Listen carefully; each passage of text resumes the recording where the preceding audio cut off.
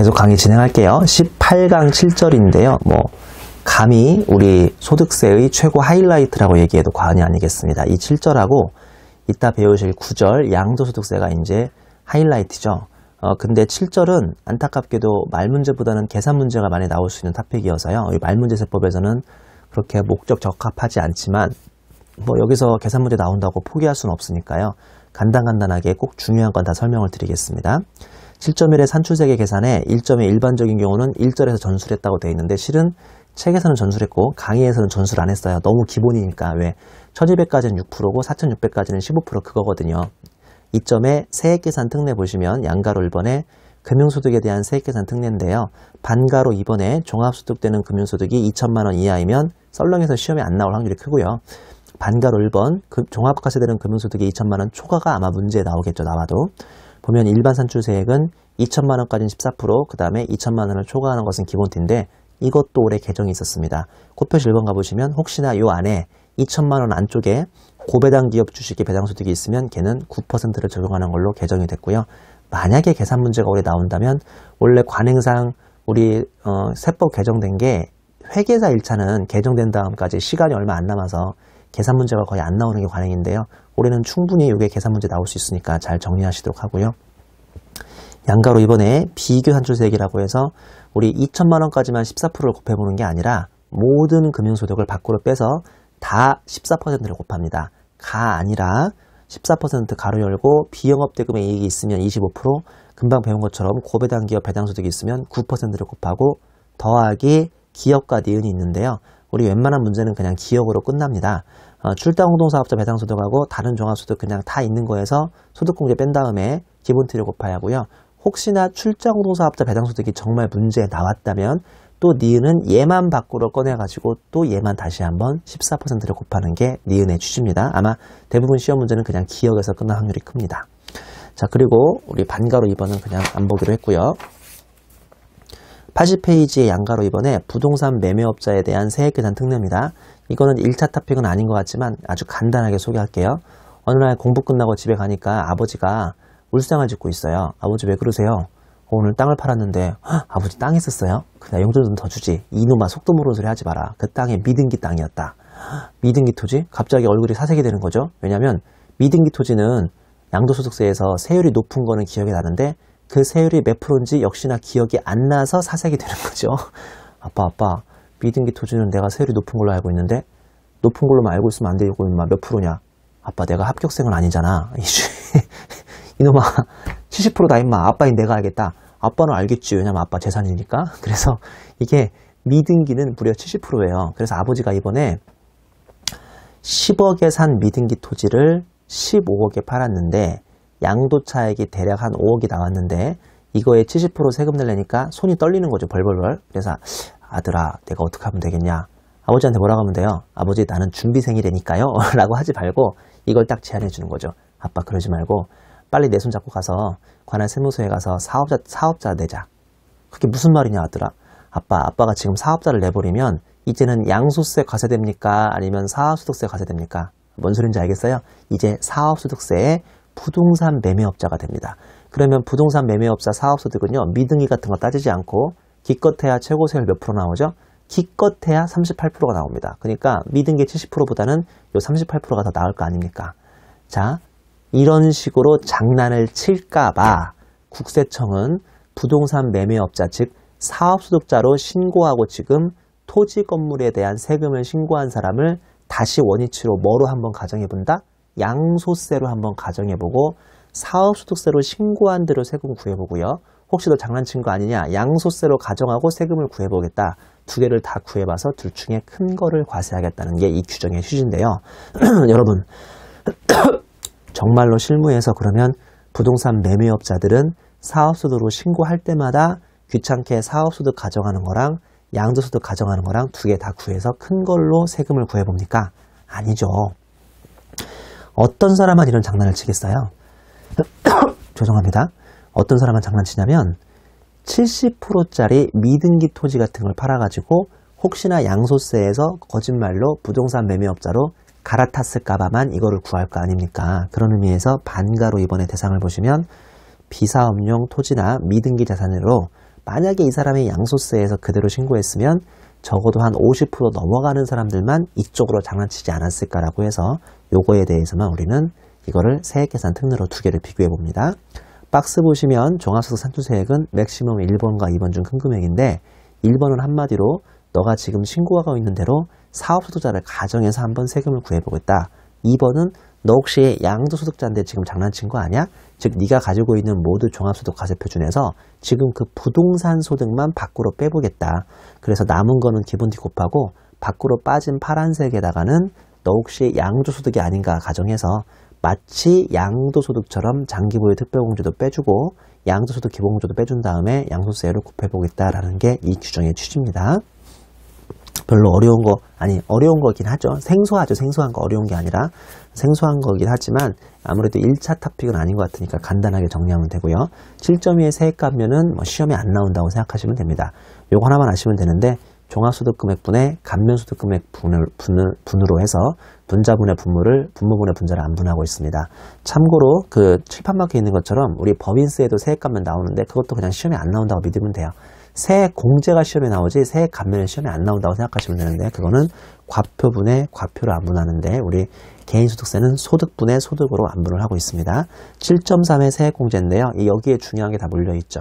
1점의 자녀세액공제 보시면 우리 제일 밑에 표에 종합소득이 있는 거주자로서 기본공제 대상자에 해당하는 자녀가 있다면 옆 페이지 1명이면 15만원, 2명이면 30만원, 3명이면 50만원을 세액공제해주고 있습니다. 그 다음에 4명부터 역시나 이제 20씩 올라가기 때문에 70, 90이 되겠네요. 양가로 이번에 연금계좌 세액공제라고 해서 왜 앞 시간에 배웠던 국민연금 있잖아요. 내 월급에서 자동으로 차감되는 거 그거 말고 자기 발로 직접 은행이나 보험사 찾아가가지고 노후보장 받겠다고 개인적으로 연금 가입한 게 연금계좌 세액공제인데요. 보시다시피 박스 가보시면 연금계좌 세액공제는 작년까지는 그냥 무조건 400만원 한도에 12%인 48만원을 돌려줬는데 이 개정됐죠. 연금계좌 납입액을 400만원 한도로 하는 건 마찬가지인데 거기 하나가 붙어버렸죠. 퇴직연금 계좌 납입액이라는 게 붙어가지고 두 개를 더해서 700만원을 한도로 해서 12%를 곱하고 있습니다. 자, 양가로 3번의 특별세액공제 보시면 반가로 1번의 근로소득자 맥시멈 항목별 공제인 보의교기와 이런 거 아무리 해봐야 금액 얼마 안 나오면 표준세액공제 12만원 중에서 큰 걸 선택할 수가 있습니다. 반가로 2번 만약에 근로소득이 없는 경우라면 동그라미 1번 사업소득만 있으면 표준세액공제 7만원밖에 안 되고요. 사업소득과 그 이외의 소득이 있으면 표준세액공제하고 기부금세액공제까지는 가능하고요. 그 밑에 성실사업자 특별세액공제 성실사업자가 1차 시험에는 거의 등장하지 않는데 조특법상 성실사업자는 세액공제 신청을 하면 의료비, 교육비, 월세, 그 다음에 기부금까지 가능한데요. 신청하지 않으면 표준세액공제하고 기부금공제만 가능하고 있습니다. 양가로 1번의 보험료 세액공제죠. 간단하죠. 장애인 전용보장성 보험 100만원에 12%, 그 다음에 일반 보장성 보험 100만원에 12%인데요. 100만원까지 한도로 하고 중요한 건 가운데 서로죠. 기본공제 대상자를 피보험자로 하거나 기본공제 대상자 중 장애인을 피보험자로 해야만 이게 가능하니까요. 우리 피보험자가 기본공제 대상자라는 걸 반드시 기억을 하셔야겠습니다.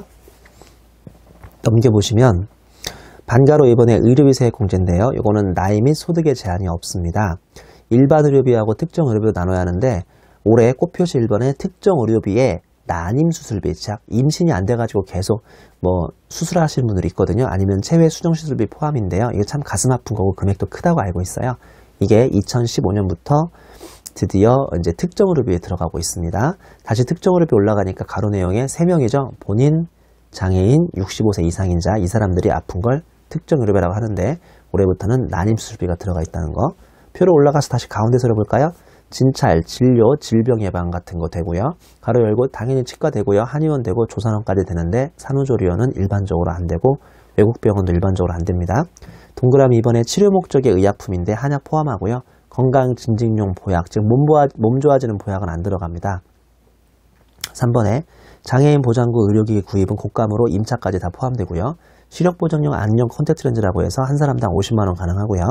보청기 구입 지출에 가능하고 노인장기 요양보험법에 따라서 실제 지출한 금액 본인 일부 부담금 가능합니다. 오른쪽 서류의 공제 한도는 일반 의료비는 700만원이고 그 특별 의료비는 지금 공제 한도가 없죠. 자, 그 다음에 줄 1번 보시면 미용 성형수술 비용, 건강증진, 건강검진 말고요. 이런 것들은 공제 대상 지출액에서 제외가 되고 있고요. 주 2번의 의료비 세액 공제는 결국은 1번하고 2번을 더한 다음에 15%를 해주고 있는데요. 보면 일반 의료비는 지출액에서 총급의 3%를 차감한 다음에 한도 700을 받고요. 특정 의료비는 3%를 차감 안 해주는 게 아니라 일반 의료비에서 채 3%를 다 차감 못했다면 특정 의료비에서 나머지 금액을 또 차감합니다. 거기 보시면 파란색 써 있는데 만약 일반 의료비 지출액 곱하기 총급의 3%가 채 0보다 0을 못 넘긴다. 즉 아직까지 3%를 일반에 못 넘겼다. 그러면 여기서 또 그 금액을 차감하니까 결론적으로 일반 의료비든 특정 의료비든 3%를 넘겨야 하는데 둘을 구분하는 실익은 오른쪽 세로에 있는 것처럼 한도를 700을 맞느냐 안 맞느냐의 차이일 뿐이죠. 자, 옆 페이지 보시면 83페이지 반가로 3번의 교육비 세액 공제인데요. 교육비 세액 공제는 일단 나이 제한이 없습니다. 금방 배웠던 의료비 세액 공제는 제목에 있는 것처럼 나이 및 소득 제한이 없는데요. 얘는 나이 제한이 없죠. 간단하죠? 본인은 대학원 포함해서 전액 한도 없이 공제가 가능합니다. 제가 얼마 전까지 대학원 박사과정을 다녔는데요. 이것 때문에 꽤 쏠쏠하게 우리 교수도 교육비 공제를 받았었죠. 그 다음에 동그라미 이번에 취약전 아동 보시면 보육시설, 학원, 체육시설인데요. 연간 300만원 한도고요. 3번의 초, 중, 고등학생은 등록금, 입학금, 급식비 등등이 연간 300만원 한도입니다. 대학생은 등록금하고 입학금이 900만원 한도고요. 그 다음에 기타, 장애인 특수교육비 공제라고 해서 전액 공제가 되고 있습니다. 그 다음에 주 1번 보시면 우리 초등학교 취약전 아동만 지금 학원비가 가능하죠. 그 다음에 우리 주 3번으로 내려오시면요. 기본 공제 대상자 이 경우에는 직계 존속도 가능합니다. 즉 이 장애인 빼고는 일반적으로 직계 이 존속에 대해서 교육비 공제를 받을 수가 없습니다. 장애인인 경우에는 사회복지시설, 보건복지가족부 장관이 장애인 재활교육을 실시하는 기관으로 인정한 비영리법인 또는 외국의 그와 유사한 시설 법인에 지급하는 장애인 재활교육비도 전액 공제 가능하다고 그랬죠. 그 다음에 주 4번 보시면 외국으로 유학을 간 경우에도 가능하다라고 되어 있습니다. 외국에 병원 가시면 의료비가 안 되는데 외국에 학교 가시면 이거는 교육비가 가능하죠. 그 다음에 주 5번에 보시는 것처럼 교육비 세액 공제는 15%까지 가능한데요. 동그라미 1번이 가끔씩 함정으로 등장하죠. 교육비를 내가 만약에 제가 아까 박사과정 다녔다고 그랬잖아요. 박사과정에 500만원씩 두 학기 1000만원을 냈다고 하더라도 그 사실이 우리 회사에 알려져 가지고 회사에서 본인 앞으로 학자금이 한 400만원이 나왔다고 쳐요. 우리 왜 근로소득에서 배운 것처럼 본인이 직장생활하면서 야간 대학원 같은 거 다니면 그거는 비과세라고 그랬죠. 그럼 400만원이 근로소득세 비과세니까 한마디로 나는 600만원만 내 돈으로 갖다 대서 학교를 다닌 거니까 이번에 교육비 공제일 때는 안타깝게 1000만원을 다 공제해주면 너무 혜택이 큰 거니까 박스에서 보시는 것처럼 교육비 총액 1000만원에서 내가 학자금이나 장학금이 비과세 됐던 거, 즉 회사에서 나한테 나온 400만원을 빼고 600만원에 대해서만 15%를 곱하게 돼 있습니다. 주 6번 보험료 세액 공제, 의료비 세액 공제, 교육비 세액 공제는 과세기간 종료일 이전에 혼인하거나 이혼하거나 별거하거나 취업 등의 사유로 연말 현재로서는 나의 기본 공제 대상자에 해당하지 않더라도 그 사유 이전까지 이미 지급한 금액이 있으면 그 금액을 빼주죠. 예를 들어서 9월 30일자에 내가 와이프랑 이혼했다고 쳐요. 그러면 이제 12월 31일자로 모든 걸 판단해야 하는데 12월 30일 현재 와이프는 우리 기본 공제 대상자가 될 수가 없습니다. 가슴 아프네요. 근데 9월 30일까지 우리 와이프가 전업주부여가지고 내가 그녀를 위해서 교육비나 의료비를 내준 거예요. 근데 이제 그녀가 더 이상 연말정산에 내 기본 공제가 될 수 없으니까 그러면 9월 30일까지 내가 그녀를 위해서 내준 교육비나 아니면 의료비도 세액공제를 못 받냐 이거죠. 보니까 받을 수 있어요, 없어요? 있네요. 그러니까 그녀는 그 사랑을 가지고 갔지 그 의료비는 가지고 가지 않았습니다. 자, 계속 보시면 반가로 4번의 월세 공제죠. 계속해서 월세 세액 공제를 보면요. 이거 2015년인지 개정된 건데 기존에는 그냥 우리 월세액을 소득공제로 해서 해줬던 거에 반해서 이제는 세액공제로 넘어와서요. 10%를 지출액에 세액공제 해주고 있고 이것도 한도도 750만원으로 다행히도 올랐습니다. 꼽표시 1번 보면 과세기간 종료일 현재 무주택 세대주고요. 세대주가 월세 세액공제나 주택자금 소득공제를 받지 아니한 경우에는 세대의 구성원까지 가능하고 총급액이 7천만원 이하인 근로소득이 있는 사람, 그 다음에 종합소득 금액이 역시나 동시에 6천만원을 초과하는 사람은 제외가 되고 있습니다. 그 다음에 국민주택 규모의 주택이고 주거용 오피스텔 포함이고요. 750만원 초과하면 750만원까지는 안 됩니다. 그래서 만약에 내가 한 달에 월세를 60만원씩 12개월인 720을 내고 있다면 720의 10%니까 72만원까지는 월세액 공제로 돌려받을 수가 있겠죠. 다음 페이지 반가로 5번의 기부금 세액 공제인데요. 기부금세액공제액은 미니멈 1번과 2번 중 작은 금액이고요. 1번은 공제대상 기부금에서 3천만원까지는 15%, 3천만원을 초과하면 25%인데 3천만원 초과를 하겠습니까 설마? 어떤 개인이 기부금을 막 3천만원 넘게 내겠습니까? 그래서 아마 15%만 기억해도 수업 목적으로는 큰 문제 없고요. 양가로 2번, 이 사람이 일반 개인, 일반 근로소득자가 아니라 만약에 장사하시는 분이거나 아니면 금융소득이 있는 분이라면 빼기 사업소득금액 또는 14% 세율 적용 금융소득, 한마디로 2천만 원일 확률이 크죠. 여기에 대한 산출세액을 뺀 다음에 한도를 구하고 있습니다만 이 한도에 걸릴 확률은 대단히 낮으니까 여러분 물론 계산 문제까지 풀긴 힘들더라도 이 한도는 그렇게 중요해 보이진 않습니다. 그리고 꽃표시 1번의 공제대상 기부금에 법정기부금 전액에다가 우리사조조합 기부금이 한도 내로 신설됐고요. 그 다음에 지정기부금 중 역시나 한도 내 신설됐고 빼기 사업소득대, 이 사람이 이미 사업자라면 사업소득대에 이미 필요경비를 삽입한 기부금은 이중 혜택을 받을 수가 없으니까 그 금액을 뺀 다음에 나머지 금액에 대해서만 15%나 25%를 곱하고 있고요. 꽃표시 3번으로 가시면 한도 금액이 나오는데 법정이나 정치자금 기부금은 그냥 전액, 한도 없이 전액 빼준다고 생각하면 되고요. 우리사조조합 기부금은 30%, 그 다음에 지정기부금은 종교단체가 없으면 30%, 종교단체가 있으면 10%의 더하기 미니멈 공식을 전에 말씀드린 적이 있죠. 더하기 미니멈 공식으로 종교의 지정기부금만 충분하다면 20%까지 추가가 가능하겠습니다. 그 다음에 주 1번 보시면 기부금 특별공제는 종합소득이 있는 거주자 모두, 근로소득자가 아니라 이건 종합소득이 있다면 모두 다 가능하고요. 그 다음에 거주자의 기본공제 대상자가 다른 사람의 기본공제를 받으면 안 되겠지만 지출한 기부금도 본인이 기부금 특별세액공제를 할 수가 있습니다. 근데 사업소득만 있는 사람은 안 되는 거 아시죠? 연말정산 대상 사업소득자를 빼고는 사업소득만 있는 사람들은 원래 기부금 세액공제가 안 되고 기부금을 필요경비에 집어넣어서 사업소득 계산할 때 필요경비로 인정받으시면 됩니다. 자, 주에 보시면 기준소득금액이 있는데 기준소득금액은 종합소득금액에서 14% 세율 적용되는 금융소득을 뺀 다음에 나머지에 대해서만 한도를 구하고 있습니다. 2점 내려오면 기타세액공제죠. 양가로 1번의 외국납부세액공제는 거주자, 우리 외국에서 번 거고 우리나라 동시에 번 게 있으면 외국에서 벌어서 세금 낸 걸 빼주는 제도인데요. 이거 한도 있죠. 종합소득 산출세액 곱하기 종합소득금액분의 9개에서 벌어본 금액을 한도로 해서 빼준다는 거고요. 양가로 2번에 재해손실세액 공제입니다. 이거는 사업자만 되는 제도고요. 동그라미 1번에 보시면 공제액이 A와 B가 있습니다. A는 한마디로 아직까지 미납부한 거죠. 미납부한 거. 그거 곱하기 재해손실 비율을 곱하고 있고요. 다음 페이지 B점 보시면 종합소득 산출세액에서 배당하고 기장세액 공제를 빼주죠. 이제 이게 1차 수업 목적에서는 이렇게까지 어렵게 안 나올 것 같지만 기장세액 공제를 빼준 다음에 그 금액에 종합소득 금액 곱하기 사업소득 금액을 한 다음에 재해손실 비율을 곱하고 있죠. 이거 제가 사업소득만 된다고 했으니까 이 분모분의 분자가 있는 거죠. 그 다음에 한도액은 재해손실가액, 즉 손실난 거, 불탄 거를 한도로 해서 이걸 빼줄 수 있다는 거. 그 다음에 사업자만 가능하다는 점을 제외하면 법인세법하고 유의할 만한 차이점이 없으니까 법인세법을 만약에 계산 문제를 냈으면 됐지 여기서 낼 확률은 좀 낮습니다. 1차에서는. 배당세액 공제는 거주자 가능하고요. 의미는 배당소득에 대해서 그로스업을 저 위에서 더해줬으니까 세액에서는 그만큼 빼줘야겠죠. 근데 얘가 한도가 있어가지고 1번과 2번 중 작은 금액입니다. 동그라미 1번 공제액은 일단은 배당 가산액을 한도로 공제액을 하고요.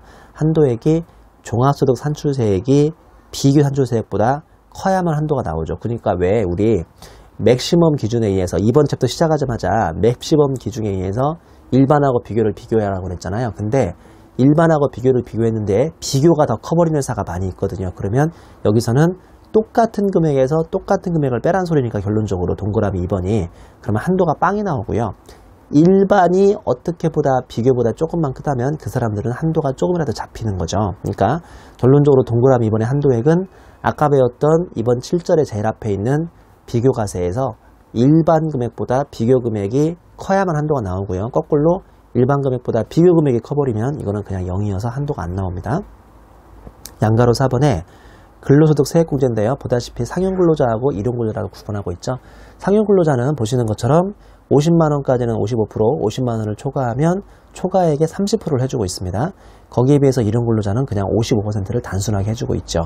그 다음에 양가로 5번에 기장세액공제는 간편장부 사업자에 대해서만 해주는 제도고요. 간편장부 대상자가 복식부기에 따라서 장부를 기장하고 그 장부에 따라서 소득금액을 계산하면 박스에 나오는 것처럼 산출세액에서 전체 소득금액 중에 사업소득금액이 차지하는 금액의 20%를 연간 100만원을 한도로 빼주고 있습니다. 양가로 6번에 전자계산서 발급 전송에 대한 세액공제라고 해서 이거는 사업자한테만 해주는 제도고요. 계산서입니다. 세금계산서가 아니라.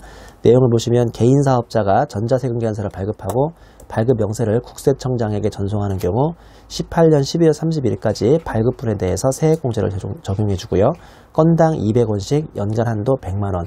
이와 비슷한 제도가 우리 이미 그 부가세법에 있는데 이거는 일단은 소득세법에 있는 제도고 계산서에 한해서만, 즉 면세사업자의 계산서에 대해서만 해주는 제도라는 거 기억하시면 되겠고요.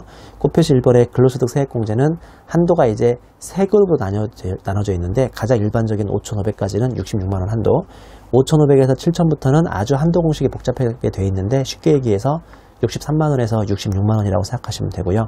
63만원 간편법으로 7천만원을 초과하면 역시나 맥시멈 기준이 아주 복잡하게 되어 있는데 50만원에서 63만원 사이라고 생각하시면 되고 쉽게 얘기해서 50만원입니다. 그러니까 결론적으로 근로소득 세액공제 한도는 세 가지라고 생각하시면 되죠. 66만원, 63만원, 그 다음에 50만원짜리 세 가지가 있습니다. 자, 넘겨보시면요.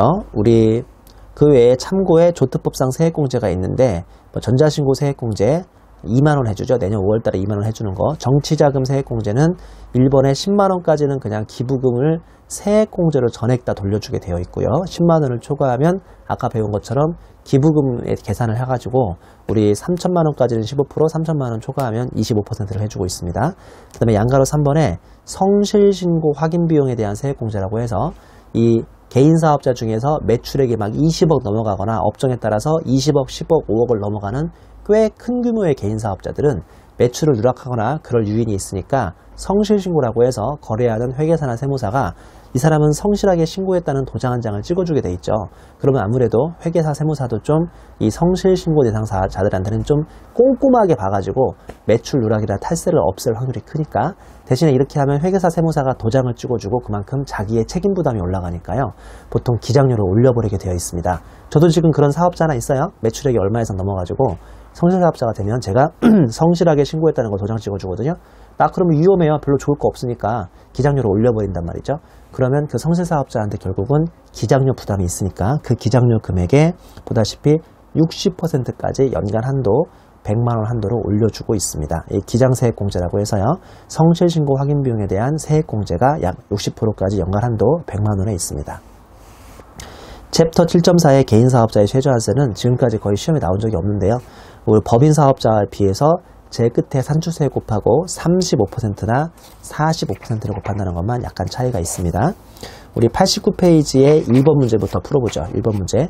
소득세 관련 세액 감면 및 세액공제에 관한 설명이다. 옳지 않은 것은 1번 거주자의 종합소득 금액에 국외 원천 사업소득이 합산되어 있는 경우는 그 국외 원천 사업소득에 대하여 국외에서 외국 소득세액을 납부하였거나 납부할 것이 있을 때에는 외국납부 세액공제와 외국납부 세액의 필요경비 산입 중 하나를 선택해서 어차피 법인세와 마찬가지죠. 그 다음에 2번 보시면 사업소득만 있는 거주자는 기부금 세액공제를 적용받을 수 없죠. 단 이제 간편장부 대상자라면 제외가 되겠죠. 그 다음에 3번 보시면 종합소득이 있는 거주자의 기본공제 대상자에 해당하는 자녀 2명인 경우 연 300만원을 종합소득 산출세액에서 공제하니까 이것도 맞는 설명이고요. 3번 보시면 세액 감면을 적용받은 사업자가 해당 과세기간에 산출세액이 없어 감면을 받지 못하는 경우에는 그 감면세액 상당액을 해당 과세기간 다음 과세기간부터 5년이 끝나는 과세기간으로 이월하여 그 이월된 과세기간의 산출세액 범위에서 공제받을 수 있다. 이게 세액 공제면 맞는데요. 세액 감면에서 틀린 말이죠. 5번 정부 간의 협약에 따라 우리나라에 파견된 외국인이 그 양쪽 또는 한쪽 당사국으로 정부로부터 받는 급여에 대해서는 아예 소득세를 면제, 왜냐하면 정부로부터 받는다는 그런 단서가 있으니까요. 자, 그 다음에 우리 넘겨보시면 3번 문제 풀어볼게요. 소득세법상 거주자의 외국납부세액 공제에 관한 설명으로 옳지 않은 것은 1번 거주자의 종합소득 금액에 국외 원천소득이 합산되어 있는 경우, 이런 경우라면 그 국외 원천소득에 대하여 외국에서 외국 정부에 의해서 과세된 외국 소득세액을 납부하였거나 납부할 것이 있을 때는 외국납부세액공제를 받을 수 있죠. 이번에 외국납부세액공제를 받는 거주자는 세액공제 방법과 필요경비 산입 방법 중 하나를 선택해서 적용받을 수 있고요. 3번 종합소득 금액을 계산함에 있어서 외국 정부에 납부하였거나 납부할 외국 소득세액이 공제 한도를 초과하는 경우 초과하는 금액은 당해 과세기간의 다음 과세기간부터 5년 이내에 종료하는 과세기간에 이월하여 그 이월된 과세기간의 공제한도 범위에서 공제받을 수 있다. 맞는 설명이죠. 4번 보시면 국외 원천소득이 있는 거주자가 조세조약의 상대국에서 당해 국외 원천소득에 대하여 소득세를 감면받은 세액의 상당액은 당해 조세조약이 정하는 범위 안에서 외국납부세액 공제 대상이 되는 외국 소득세액으로 본다. 이것도 맞는 설명이고요. 5번 거주자의 퇴직소득 금액에 국외 원천소득이 합산되어 있는 경우는 외국납부세액 공제 규정을 적용받을 수 없다는데 이거 외국납부세액 공제는요 종합소득에만 있는 게 아니라 퇴직소득에도 있는 규정이니까 이거 5번이 이제 오답이 되겠습니다. 4번 문제 보시면 소득세법상 세액공제에 관한 설명이다. 옳은 것을 물어봤습니다. 1번 간편장부 대상자가 빚이 기록한 장부에 의하여 신고하여야 할 소득금액의 20%를 누락해서 신고하면 이때는 기장세액 공제를 해주지 않죠. 이게 정답이네요. 2번 종합소득세와 퇴직소득세 계산 시 외국납부세액이 공제한도를 초과하는 경우 해당 과세기간 다음 과세기간에 5년 이내에서 2월 공제가 가능하다는데 퇴직소득세는 이런 게 없고요. 종합소득세만 외국납부세액 공제 2월 공제가 가능하고요. 3번에 사업자가 해당 과세기간의 천재지변이나 그 밖의 재해로 자산 총액의 15%, 20%죠. 20%. 그래서 틀렸고요. 4번에 일용근로자의 근로소득에 대한 소득세 계산 시 근로소득세 공제를 적용하지 않는다. 해주죠. 55% 해줍니다. 기본적으로 10만 원을 넘는 금액만 세금 내고요. 일용근로자는 55%의 세액 공제를 해주고 있습니다. 5번 사업소득과 기타소득에 대한 외국납부세액은 외국납부세액 공제 방법에 따라서 공제하거나 필요경비에 산입하는 방법 중 하나를 선택할 수 있는데요. 이거 사업소득과 양도소득에 대한 설명이지 기타소득에 대해서는 이런 규정이 없습니다. 자, 우리 8절의 퇴직소득세를 한번 강의해 보겠습니다. 이 8절의 퇴직소득세는 과거에 그냥 전형적으로 안 중요하고 시험에 안 나오는 토픽이었는데 최근에는 연금소득과 함께 맞물려서 개정이 되에 따라서 수업 목적으로 중요해지고 있습니다. 챕터 8.1의 퇴직소득의 범위부터 한번 강의해 볼게요. 양가로 1번의 일반적인 퇴직금은 이 1번, 동그라미 1번이 우리가 알고 있는 전형적인 퇴직소득인데요. 사용자 부담금을 기초로 하여 현실적인 퇴직을 원인으로 지급받는 소득은 우리가 알고 있는 퇴직소득이라고 부르고 있죠. 동그라미 2번에 공적연금 관련법에 따라 받는 일시금도 일시금 형태로 받으면 퇴직금이 되고요. 양가로 1번에 기타 유사소득인데요. 동그라미 3번, 이러면 안 되는데 공적연금을 주는 국가라든지 아니면 우리 이런저런 연금공단에서 공적연금 관련법에 따른 일시금을 지급하는 자, 즉 이게 이제 국민연금관리공단이나 어떤 공단이겠죠. 퇴직소득의 일부 또는 전부를 지연해서 지급합니다. 이러면 안 되겠죠. 만약에 지연해서 지급하면서 지연 지급에 대해서 이자를 함께 받으면 이게 이자소득이 아니라 퇴직소득이 된다는 거 조심하셔야겠고요. 4번에 과학기술인 공제법에 따라서 지급받는 과학기술발전장려금, 5번에 건설근로자의 고용개선 등에 따라서 법률에 따라 지급받는 퇴직공제금까지는 다 기타 유사소득이라고 해서 퇴직소득 과세가 되고 있습니다. 양가로 3번의 임원 특례죠. 2012년부터 새로 생겼는데 임원의 경우 특정 금액을 초과하는 금액은 퇴직소득이 아니라 소위 근로소득 간주액이라고 해서 과세가 되고 있습니다. 자, 주 2번 보시면요. 퇴직소득과 유사소득의 구분이죠. 1번 보시면 2번 또는 사용인의 퇴직급여 한도 초과액은 근로소득이 됩니다. 원래 사용인은 퇴직급여 한도 초과액이 없는데요. 이 사람이 이제 지배주주하고 특수관계인이 있으면 한도 초과가 나올 수 있고 그러면 아시겠지만 법인세에서 손불의 상여처분을 받으니까 상대방은 근로소득으로 과세가 될 수밖에 없는 거죠. 동그라미 2번 임원의 경우는 말씀드린 것처럼 2012년부터 세배수 초과액이라는 새로운 규정이 신설됐기 때문에 세배수를 초과하면 근로소득으로 과세가 되고 있고요.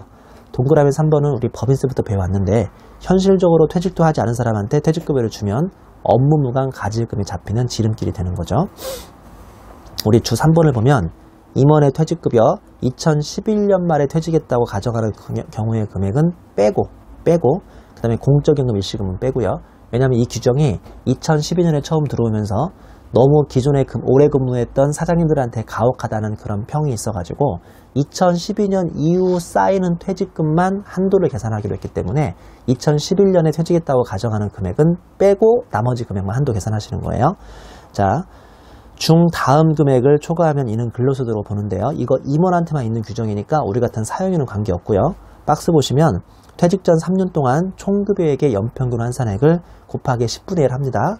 그 다음에 말씀드린 것처럼 2012년부터 있는 제도니까 전체 근속연수를 곱하는 게 아니라 2012년 1월 1일 이후의 근속연수를 12개월로 나누는 거죠. 그러면 예를 들어서 딱 4년 48개월 근무했으면 12분의 48 하면 어차피 딱 4년 되는 거죠.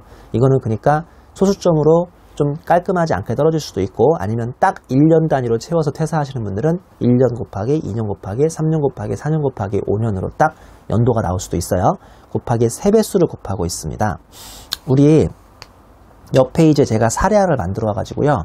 이 사람이 만약에 2015년 9월 19일 날 5년 5개월 15일 근무하고 퇴직하면, 우리 퇴직할 때 퇴직급여가 총 3억 5천이었는데 이분이 2011년 말에 퇴직했다고 가정하면 퇴직금은 1억일 뻔했으니까 이건 빼고요.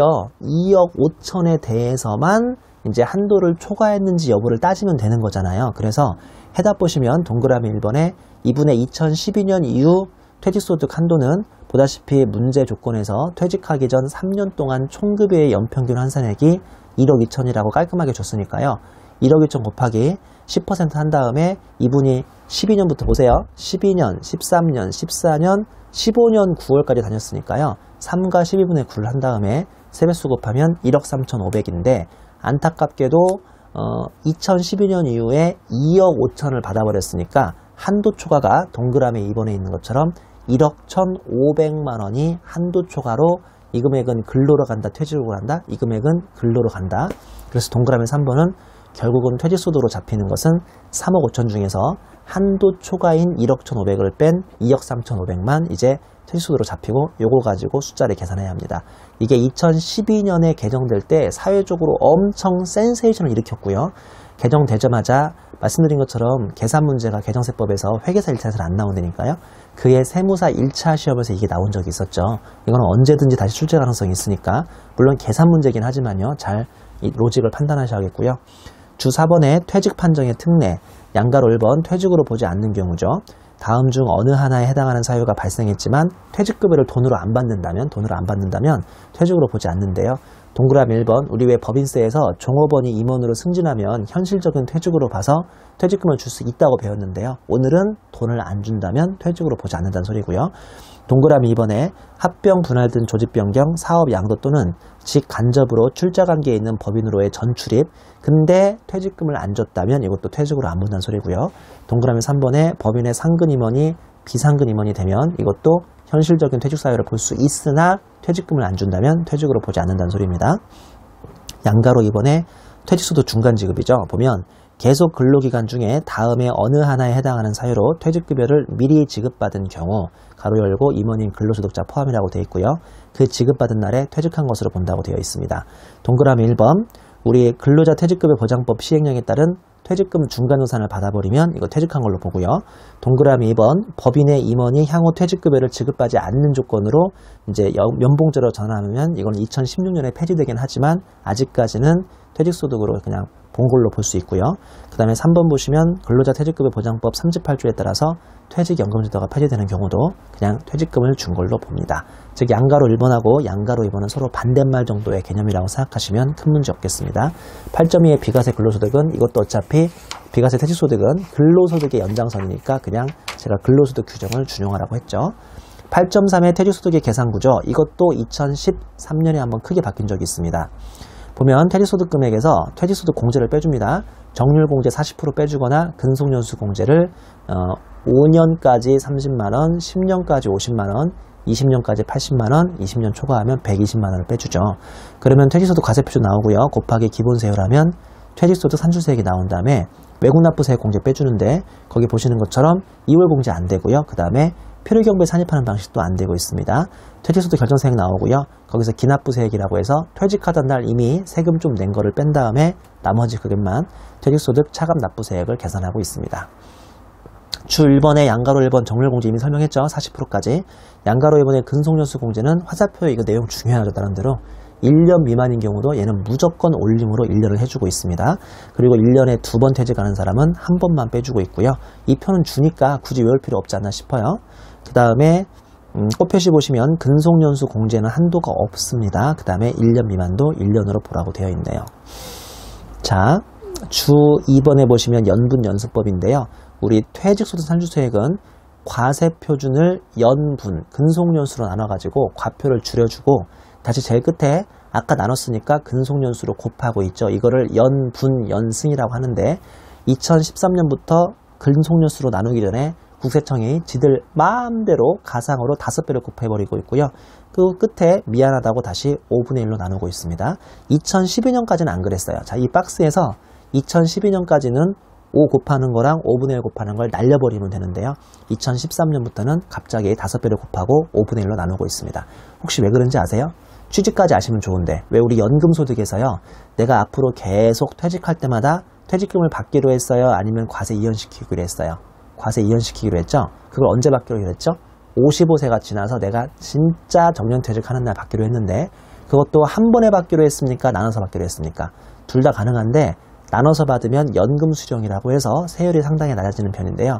이걸 한 번에 받아버리면 일시퇴직소득 같이 돼가지고 퇴직소득으로 과세하겠고 너네 각오해 앞으로 그렇게 한 번에 받으면 5배 곱할게가 국세청의 취지니까요. 한마디로 젊었을 때 퇴직금 받는다 안 받는다? 안 받는다? 이연시킨다. 55세 이후에 받는데 한 번에 받는다 나눠 받는다? 나눠 받아라. 즉 100세 시대 수명시대를 보장해서 좀 나눠 받아라가 이 규정의 취지고요. 한 번에 받으면 언제든지 일시 퇴직소득으로 되고 그럴 때는 5배를 곱해버리니까 상당히 불리해지겠죠. 박스 밑에 단 2012년 12월 31일 이전 근무자는 보다시피 2012년 12월 31일 이전 근무분은 5배도 곱하지 않고 5분의 1도 곱하지 않고 있고요.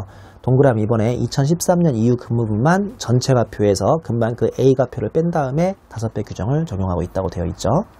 그 다음에 주 3번에 보시면 외국 납부세액 공제인데 이런 박스 한도는 자주 봤으니까 굳이 설명할 필요 없을 것 같고요.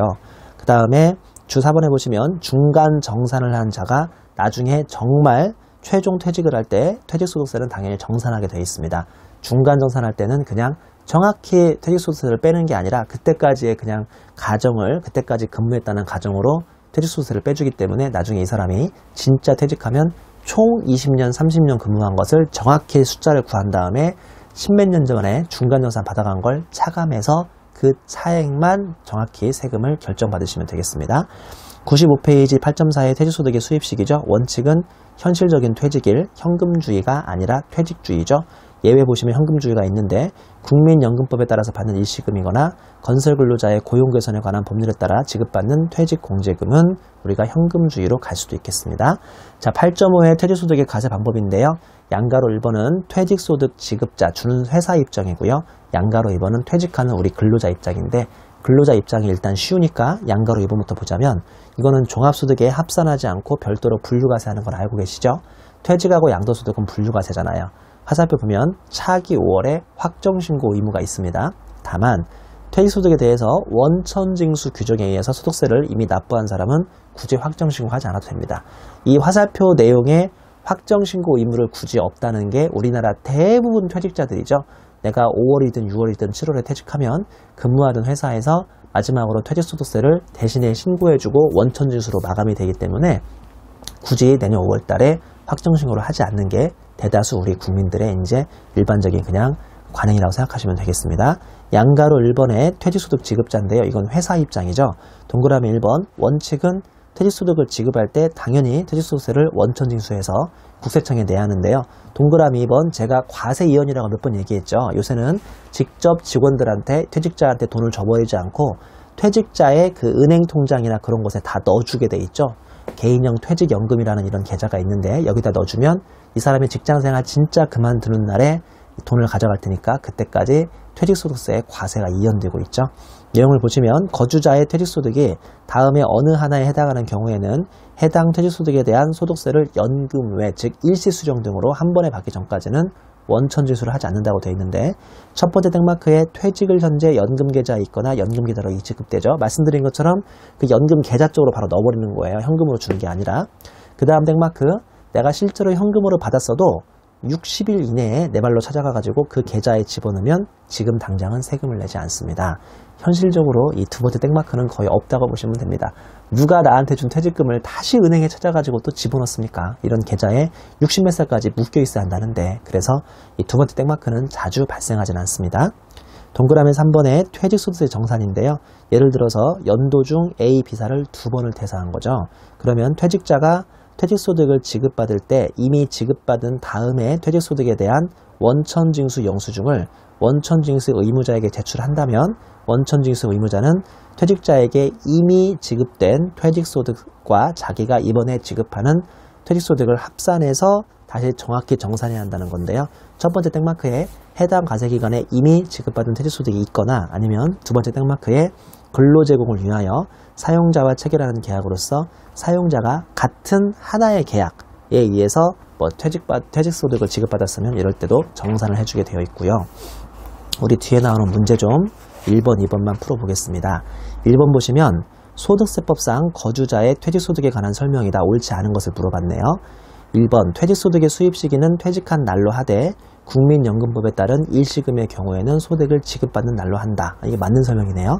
2번 보시면 원천징수 의무자가 12월에 퇴직한 사람의 퇴직소득을 12월 31일까지 주지 못했으면 내년 2월 말에 준 걸로 보고 소득세를 원천징수해야 하는데 이거는 10절에서 배우는 특례니까 나중에 다시 설명드리겠습니다. 3번에 종업원이 임원이 되었으나 퇴직급여를 실제로 받지 않았으면 퇴직으로 보지 않을 수 있다고 그랬죠. 이거 아까 배웠죠. 4번에 거주자의 퇴직소득이 퇴직을 현재 연금계좌에 있거나 연금계좌로 지급된다면 이거는 나중에 연금의 수령, 즉 나이 들어서 일시수령 등을 하기 전까지는 원천징수를 하지 않는 과세 이연이라고 생각하시면 되겠고요. 5번에 보면 계속 근로기간 중에 법인의 임원이 향후 퇴직급여를 지급받지 않는 조건으로 급여를 연봉제로 전환하고 퇴직급여를 미리 지급받은 경우에는 그 지급받은 날에 퇴직한 것으로 본다니까 5번도 맞는 설명입니다. 2번 문제를 보면요. 퇴직소득과 관련된 설명이다. 옳지 않은 것은 자 1번 보시면 종업원이 임원으로 취임하면서 노사 합의에 의해서 퇴직금을 받는 경우 동퇴직금은 퇴직소득에 해당하지 않는다고 되어 있는데 이게 과거에는 정말 규정에 의해서 받지 않고요. 노사 합의 같은 걸로 받아버리면 퇴직소득에 해당하지 않는데 최근에는 다 이것도 퇴직을 원인으로만 하면 퇴직소득에 해당하니까 1번부터가 오답이 되겠습니다.